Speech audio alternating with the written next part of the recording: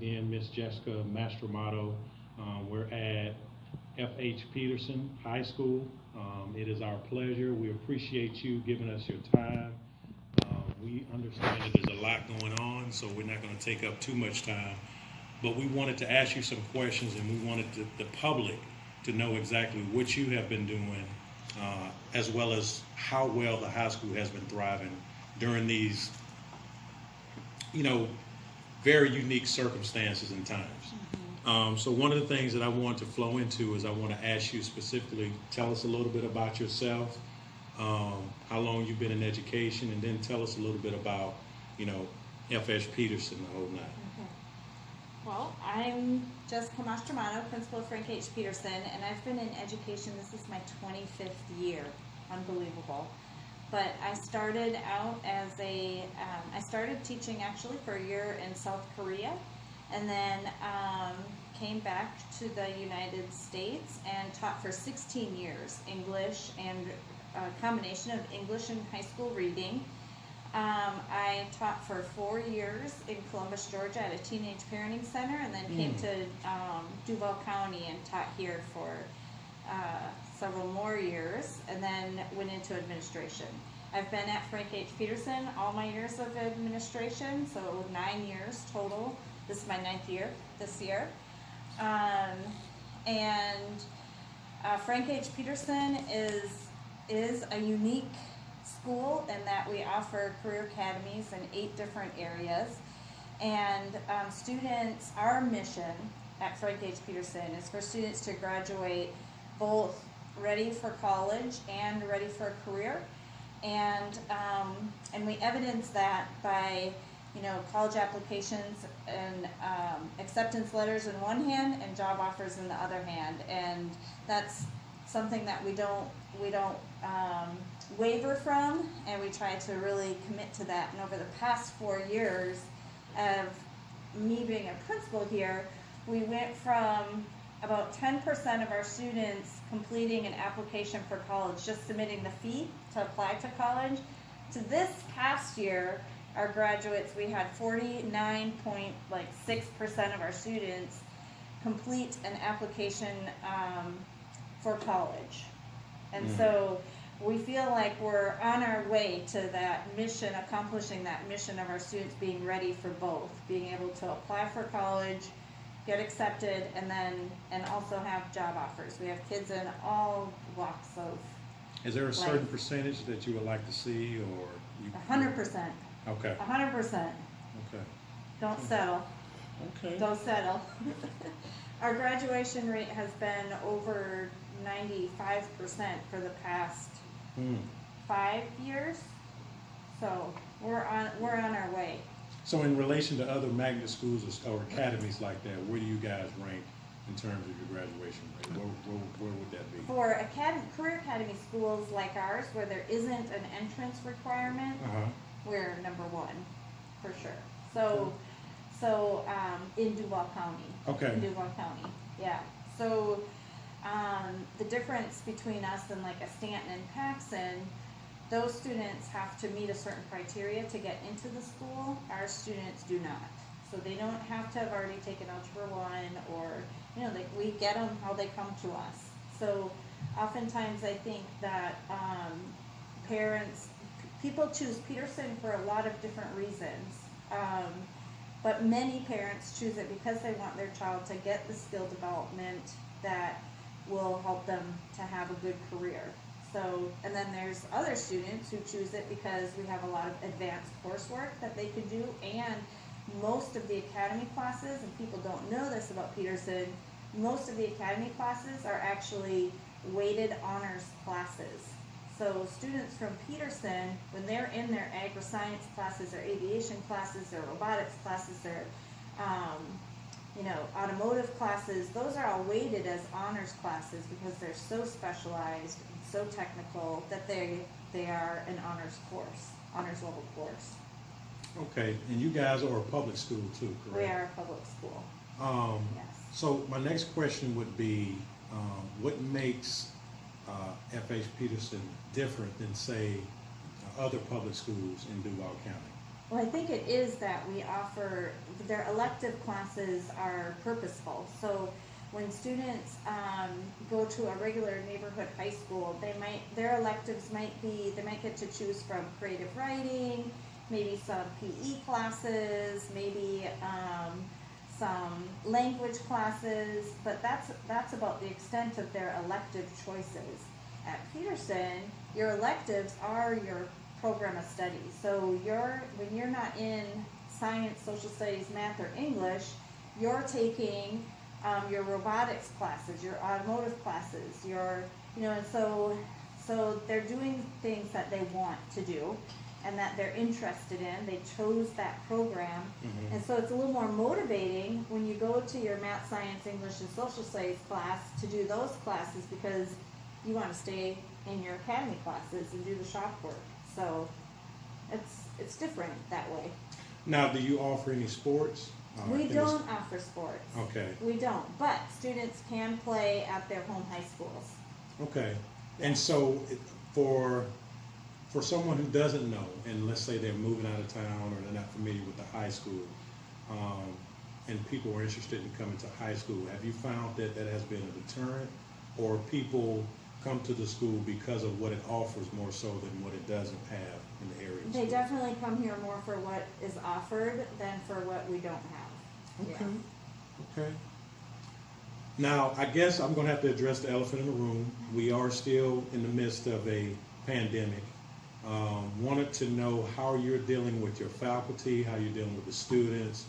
How are you dealing with still trying to be able to still educate the students and still provide a comfortable and safe place for them to be educated in this environment? So I always try to take a compassionate approach. I think I'm a parent myself, so the decisions that parents and students are having to make and educators are not easy decisions in this pandemic. It's scary. There's a lot of fear. And so I just try to honor each person and where they are in that that huge spectrum that they could be on. So, and then just best practices, as you came in today, hopefully you had your temp checked, you had to fill out a survey. We did. You had to, yep. We did. That's good. And with our students, making sure that we went to every single classroom of our students on campus and just expressed how important it is for each of us to take responsibility for each other's health by being healthy ourselves, and but really handling each situation as it comes, as on a individual basis, and just knowing everyone is in a different frame of mind when it comes to COVID, and meeting them where they are, and then helping them get through whatever it is that they're getting through. Okay. Yeah. Okay, sounds good. Now, I have a question in terms of what we call traditional schools and not developing a trade. I'm a huge fan of F.H. Peterson and academies like it, but I do think when I was younger, there was a lot of emphasis put on getting a degree. Yeah. Go to college and get a degree. I think for myself personally, there's nothing wrong with that if you're going into a specific field that requires a degree. But I also think there should be a place for someone who has a specific skill set and they don't necessarily need one. My question would be, do you think, and when I say those people, I'm talking about the general public in academia, do you think we put more of an emphasis on getting a degree versus developing a trade or something that you're going to be able to use right out of the bat when you get out of high school? What is your feeling on that? Well, I think most, within the last probably 10, 15 years, we've put a huge emphasis on getting a degree, and more so than developing a skill coming out of school. So, and I understand that because, there's huge disparities racially for who is going to college, getting accepted into college. And so to try to, try to work through that disparity, I think you have to push something, put some emphasis on it to get it going. So I think when I talk with families and with kids, with students, I try to emphasize that we want you to have options when you graduate. So it is not my job to tell you what you should do. I'm not going to put you in a box. But I want you to, when you graduate, it is our mission to make sure that you're ready in math, you're ready in English to be successful in college level math and English classes. But if you decide that you want to go into a career where you're maintaining airplanes or being a vet tech, that you're prepared for those positions in the workforce as well. And my vision for our students is that they have those options when they graduate from here. I take it personally when the students have to take a remedial math if they decide that they want to go into college. You shouldn't have to take a remedial math. You should be prepared and ready to go. And so we're not there yet, but we definitely are. That's our mission, is to make sure our kids have choices on the table when they graduate. It's not our determination to make. So if I hear a teacher say, well, they're not going to make it in college anyway, I'm like, who are you to say? That's not our job. Our job is to make sure that they are ready and prepared. So what are you doing to make sure that that child is ready? So that's where I come from, my philosophy. It's funny that you say that, because I have a degree and I have a military background. But if I had it to do all over again, I probably would have came to a school like this. Yeah.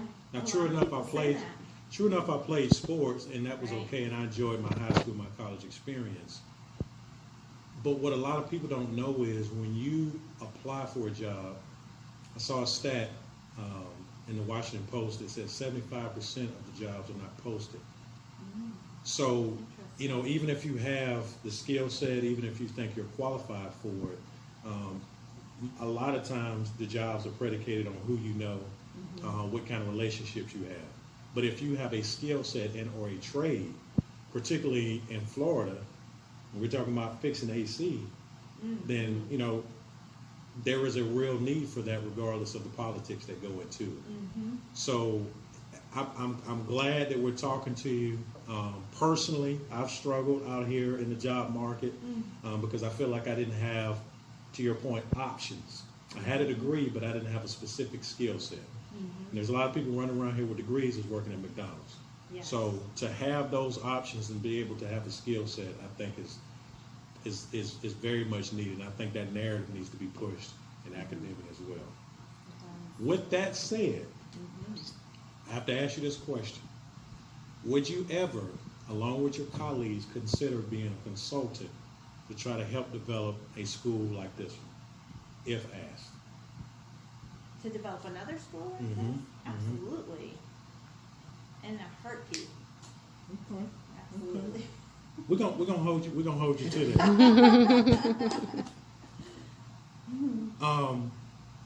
I say all that because as a member of the NAACP, our charge is to not only make the organization younger, but also to move into an area where we have fresh ideas. There are 24 committees in the NAACP. And one of those committees, or two of them that I'm thinking about, one of them is a youth committee, the other one is an education committee. And so I think to have someone of your skill set or your colleagues to be able to aid and help us to not just set up just a brick and mortar school like this, but to have an educational program in which we can teach those folks out of that organization.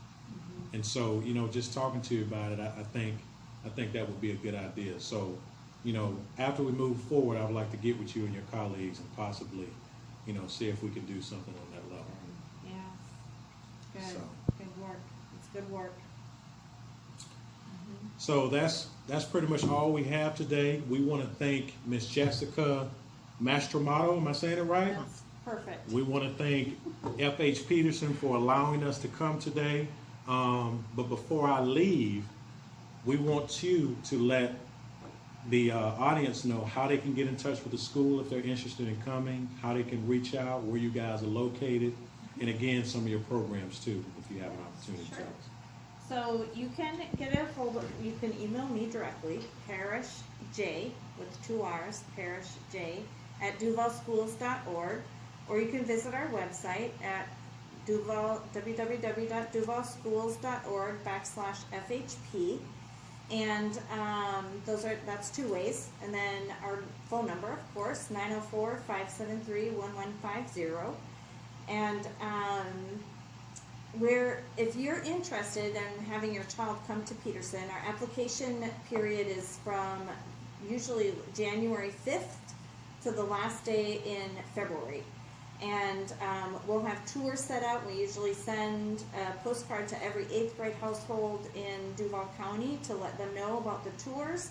And then you would fill out an application on your student's Focus account. And if you're new to Duval County or thinking about switching from private to public or whatever, then there's an avenue for you to apply as well without having a Focus account set up. So that's again from January to the end of February that you can apply to come.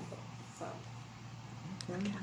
and our programs that we offer are agri-science, biotechnology, and vet assisting, automotive, aviation, early child care education, cosmetology, culinary arts, and robotics and advanced manufacturing.